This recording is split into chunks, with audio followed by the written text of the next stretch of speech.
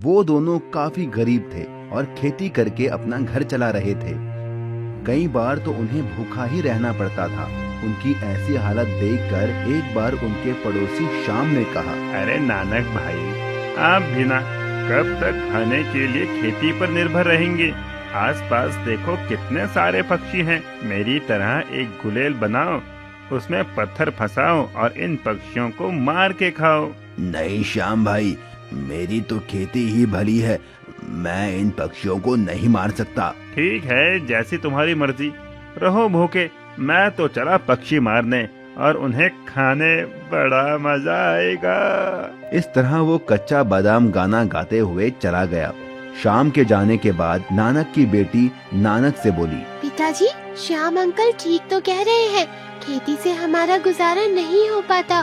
कई बार तो खाना भी इतना कम पड़ जाता है कि आप अपना खाना मुझे खिला देते हैं और खुद भूखे रहते हैं।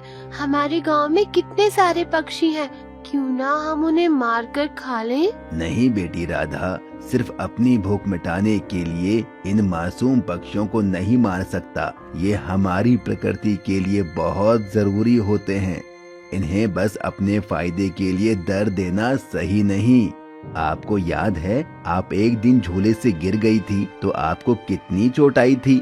फिर सोचो, जब हम इन पक्षियों को सिर्फ अपने फायदे के लिए मारेंगे तो इन्हें कितनी तकलीफ होगी। आप सही कह रहे हैं पिताजी। स्कूल में टीचर भी यही कहती है कि हम इंसानों को पक्षियों और जानवरों की रक्षा करनी चाहिए, ना कि उन्हें परेशान।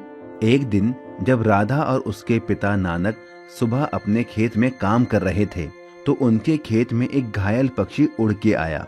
नानक ने उस पक्षी को पानी पिलाया, घर ले जाकर उसकी मरहम पट्टी की।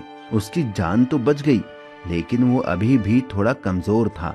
पर तभी उनके घर उनका पड़ोसी श्याम आया और गुस्से से बोला, नानक, मैंने सुना है तुमने मेरा पक्षी अपने घर में छुपा लिया है। मुझे मेरा पक्षी दो, मैं आज उसको बना कर खाऊंगा। श्याम, वो पक्षी अभी भी घायल है, उसको खाओगे तो श्राप लगेगा, उसे छोड़ दो। चाहो तो मेरे घर से अनाज की एक बोरी ले जाओ। श्याम नानक के यहाँ से पक्षी की जगह अनाज की बोरी ले गया और उस घायल पक्षी को वहीं छोड़ गया। नानक और उसकी बेटी उस पक्षी की देख रेख करने लगे।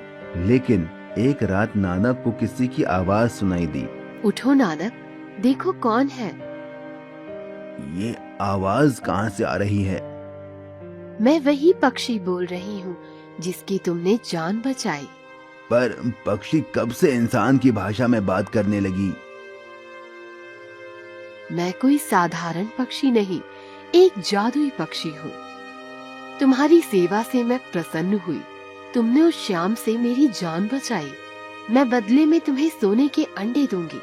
तुम वो सोने के अंडे अपने खेतों में लगाना। अगले दिन उससे और सोने के अंडे निकलेंगे। इस तरह तुमको कभी पैसों की कमी नहीं होगी। अगले दिन राधा और नानक उस पक्षी को खेत ले गए। वहाँ उस पक्षी ने सोने के अंडे दिए।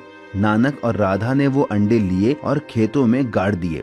इतने सारे सोने के अंडे देख वो बहुत खुश हुए और उन्होंने उस पक्षी को धन्यवाद दिया।